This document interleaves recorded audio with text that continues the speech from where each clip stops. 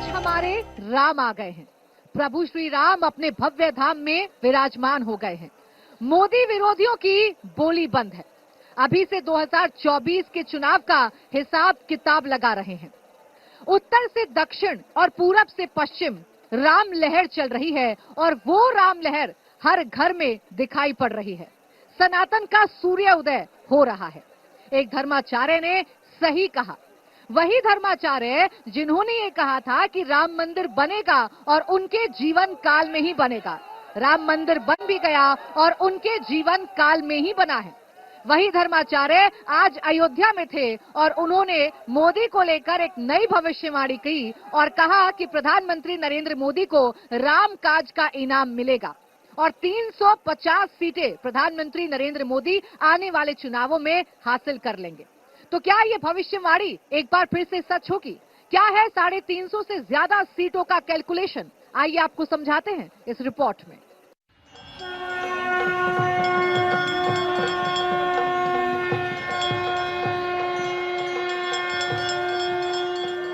सनातन का सकल मनोरथ पूरा हो गया। 5 सदियों का संकल्प आज सिद्ध हो गया। पुरखों से किया गया वादा पूरा हो गया। विधाता को दिया गया वचन पूर्ण हो गया।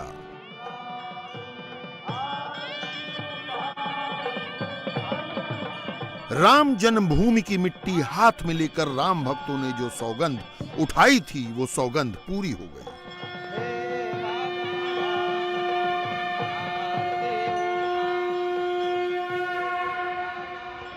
सनातन की सदियों पुरानी आकांक्षा तृप्त हो गई।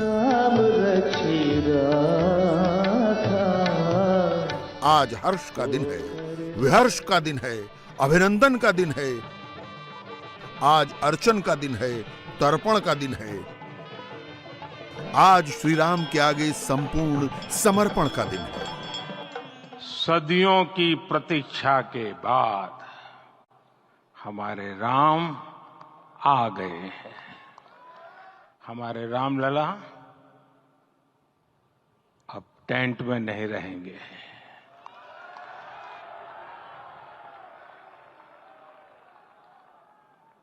हमारे रामलला अब इस दिव्य मंदिर में रहेंगे। जय जय राम, जय जय राम, जय जय राम, जय जय राम, जय जय राम, जय जय राम, जय जय राम, जय जय राम, राम जय जय राम, जय जय राम, जय जय राम, जय जय राम, जय जय राम, जय जय राम, जय जय राजा राम, राजा राम, राजा। आज राम विरोधियों को भी ये समझ में आ रहा होगा कि उन्होंने क्या मिस कर दिया।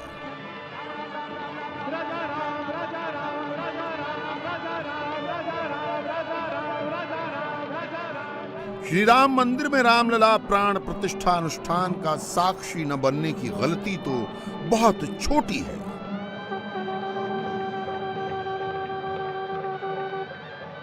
कुछ रामद्रोही राजनीतिक और रणनीतिक रूप से इससे कहीं बड़ी गलती 1984 से ही दोहरा रहे हैं।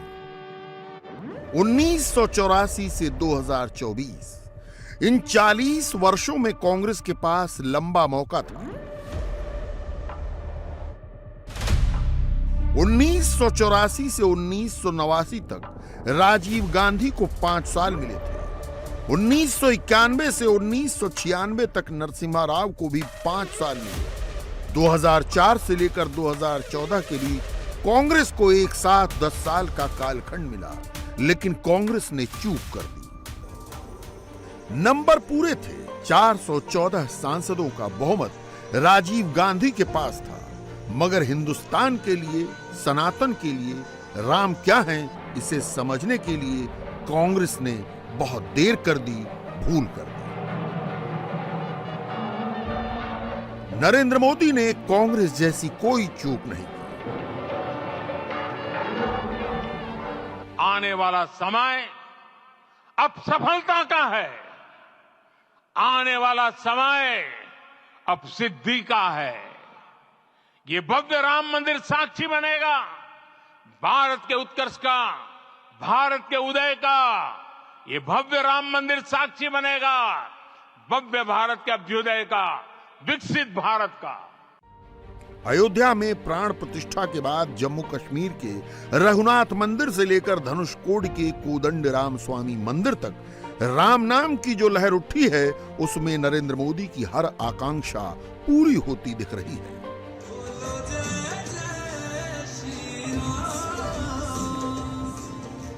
चौबीस के लोकसभा चुनाव को लेकर अब तक के सर्वे ने जो बताया, पॉलिटिकल पंडितों ने जो नंबर दिखाया, उसे भूल जाइए।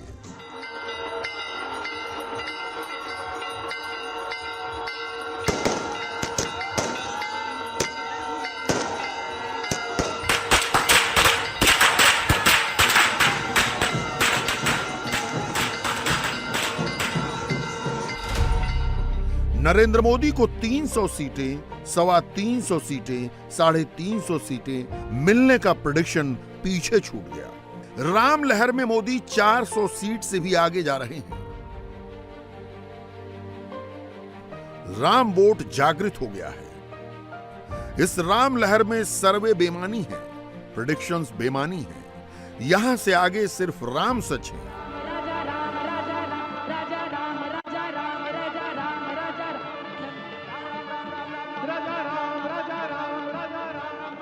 सच ये है कि अयोध्या धाम में रामलला विराजे हैं और वहां दर्शन शुरू हो चुके हैं।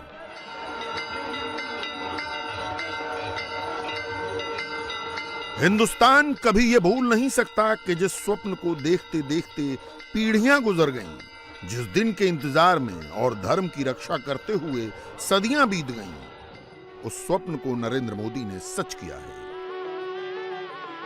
नरेंद्र मोदी के हाथों में यह मौका 9.5 साल पहले ही आया और प्रधानमंत्री ने असंभव लगने वाले कार्य को संभव करके दिखाया। 22 जनवरी 2024 ये कैलेंडर पर लिखी एक तारीख नहीं, ये एक नए काल चक्र का उद्गम है।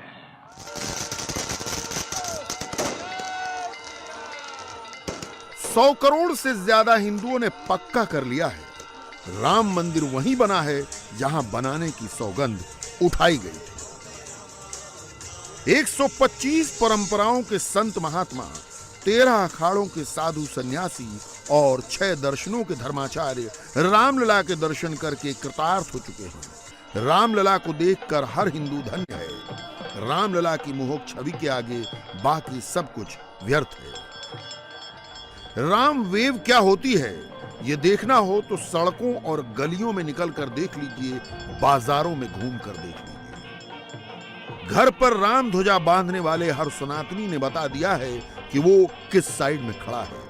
प्राण प्रतिष्ठा के बाद घर के आगे राम ज्योति जलाने वाले हर हिंदू ने दिखा दिया है कि उसने अपना पाला सेलेक्ट कर लिया है।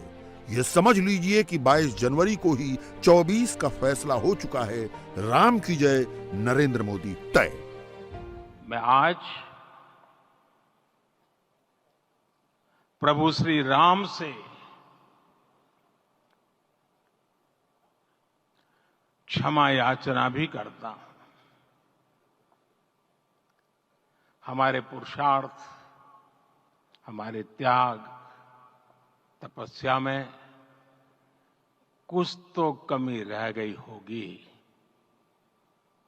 कि हम इतनी सदियों तक ये कार्य कर नहीं पाए। आज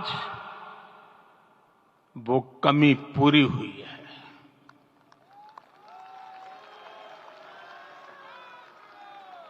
मुझे विश्वास है प्रभु राम आज हमें अवश्य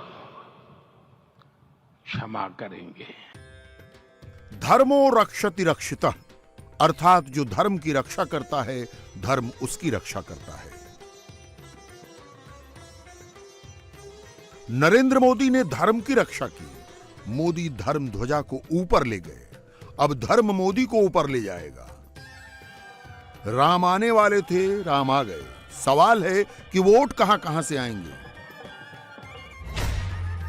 उत्तर में नरेंद्र मोदी सैचुरेशन पॉइंट के करीब हैं। यहां वोट बढ़ेंगे तो भी सीटें नहीं बढ़ेंगी। महाराष्ट्र को छोड़ दें तो पश्चिम में भी करीब करीब यही हाल है।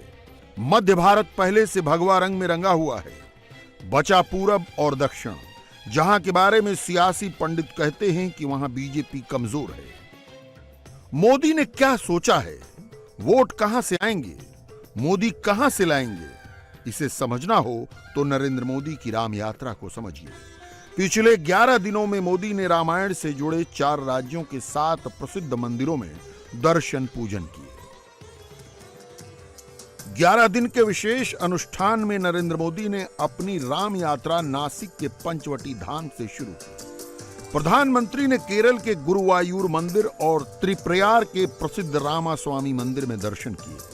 मोदी आंध्र प्रदेश के दौरे पर पहुंचे तो वहां उन्होंने लेपाक्षी मंदिर में पूजा पाठ किया। नरेंद्र मोदी ने तमिलनाडु के श्रीरंगम में रंगनाथ स्वामी मंदिर और रामेश्वरम में श्री रामास्वामी मंदिर जाकर पूजा पाठ किया। अयोध्या पहुंचने से केवल 1 दिन पहले मोदी ने धनुषकोडी जाकर राम सेतु वाले स्थान को प्रणाम किया। जिस घड़ी प्रभु राम समुद्र पार करने निकले थे, वो एक पल था जिसने काल चक्र को बदला था। अपने 11 दिन के व्रत अनुष्ठान के दौरान मैंने उन स्थानों का चरण स्पर्श करने का प्रयास किया जहां प्रभु राम के चरण पड़े थे। चाहे वो नासिक का पंचवटी धाम हो, केरला का पवित्र त्रिपायर मंदिर हो, आंध्र प्रदेश में लेपाक्षी हो, श्रीरंगम में रंगनाथ स्वामी मंदिर हो, रामेश्वरम में श्री रामनाथ स्वामी मंदिर हो, या फिर धनुषकोडी। मेरा सौभाग्य है कि इसी पुनीत पवित्र भाव के साथ मुझे सागर से सरयू तक की यात्रा का अवसर मिला। सागर से सरयू तक हर जगह राम नाम का वही उत्सव भाव छाया हुआ है।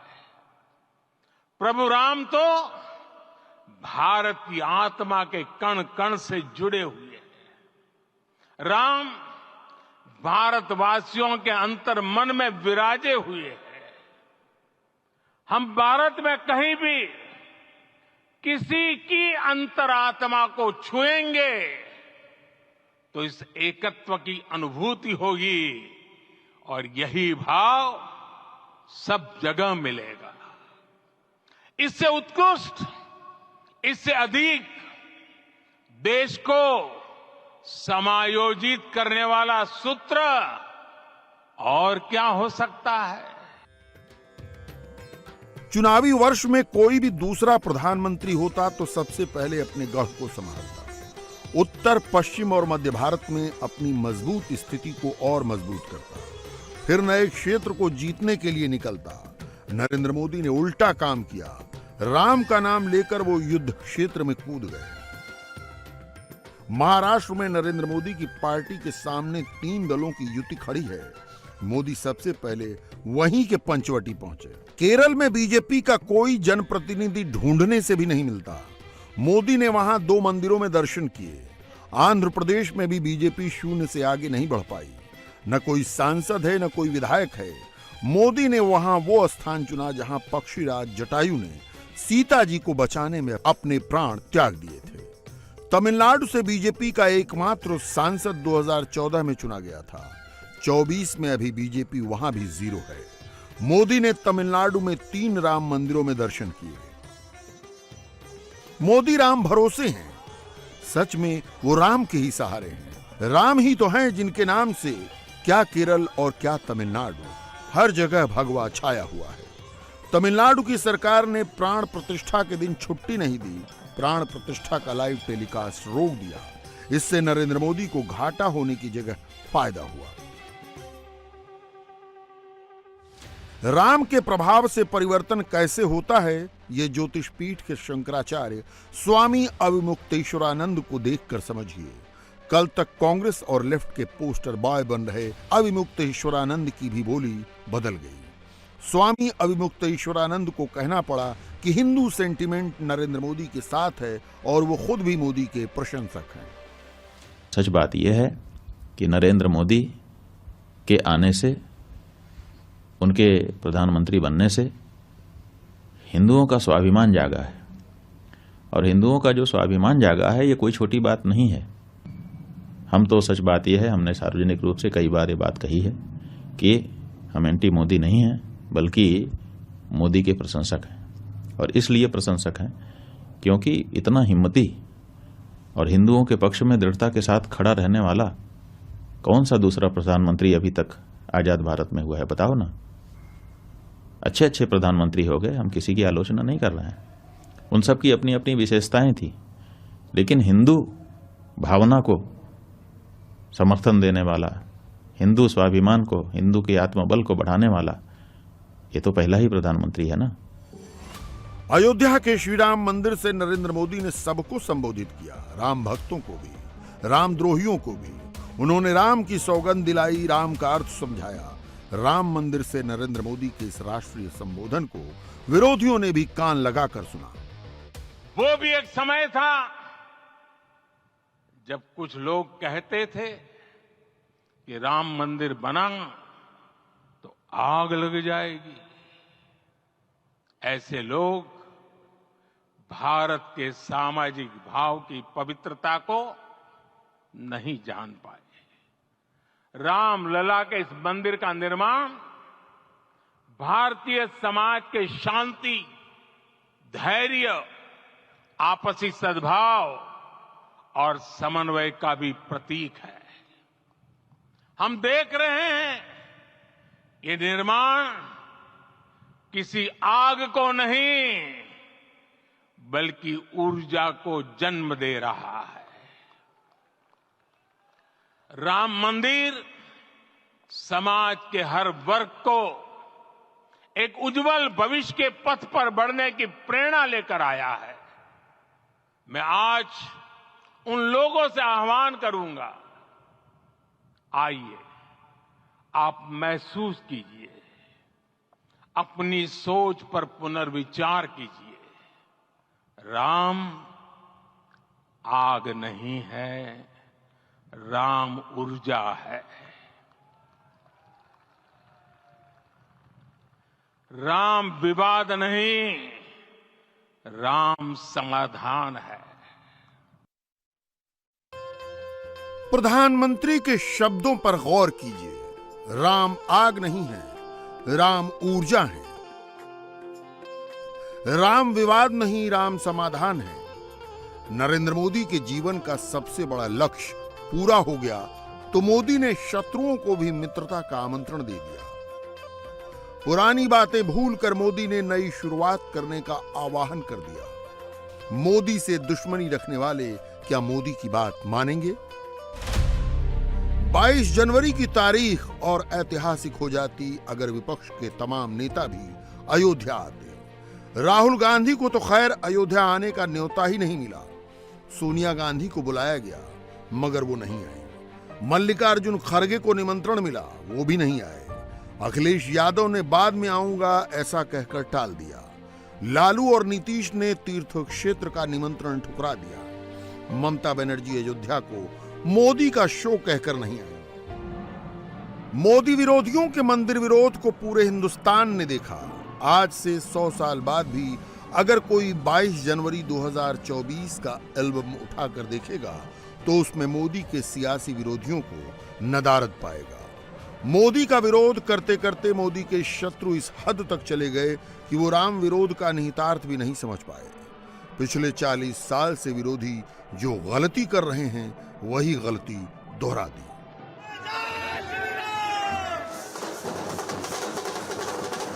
पांच लाख मंदिरों में एक साथ राम धुन बज जाए, एक साथ शंख ध्वनि हो जाए, एक साथ आरती हो जाए तो किसी में हिम्मत नहीं कि इन सबको गलत ठहरा दे। अफसोस तो उन शत्रुओं को भी हो रहा होगा जो किसी कोने में बैठकर टीवी पर यह सब देख रहे होंगे। राम मंदिर के प्रांगण से प्रधानमंत्री जब विरोधियों को समझा रहे थे, तब वो समर्थकों को भी नसीहत दे रहे थे। हमारे लिए ये अवसर सिर्फ विजय का नहीं, विनय का भी है। प्रधानमंत्री ने आने वाले भविष्य के बारे में भी बताया। हमारा भविष्य हमारे अतीत से बहुत सुंदर होने जा रहा है। सनातनी हिंदू राम में क्या देखता है? राम कभी विध्वंस के देवता नहीं रहे। सर्वशक्तिमान ईश्वर के अवतार होने पर भी राम ने मर्यादा नहीं तोड़ी। रावण को मारने के लिए भी राम ने कभी ब्रह्मास्त्र नहीं चलाया।